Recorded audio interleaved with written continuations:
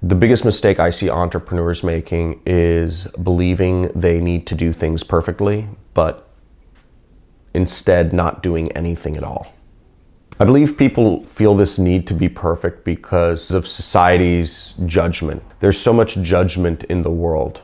There's so much judgment on people to start a business and immediately be successful.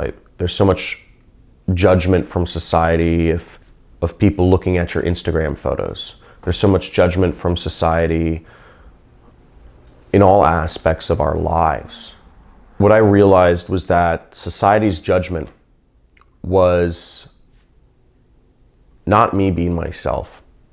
It was me trying to placate all these different groups of people. And it can get mind-numbing when you're trying to advertise something on Facebook, but you have to think about, what will your family think? What will your extended family think of that post you do? What will your friends think of you trying to sell a product on Facebook? What will other people that don't know you personally, but you'd hope to impress, think of this post you'd put on Facebook, or this image you put on Instagram, or of this video you put on YouTube?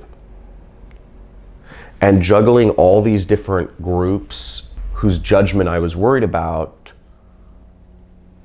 it just felt like a 1,000-pound rock in my chest. But what I realized was that those thoughts weren't my own. They'd been implanted in me. And those judgments were not even their own. Those judgments that you can't have a tattoo, you can't have a nose ring, you can't put out a video on YouTube selling a product, you can't put up a website selling, some random stuff. I realized that that fear of judgment was not my own thoughts. They were somebody else's thoughts. And that those thoughts of those other people were somebody else's thoughts before them.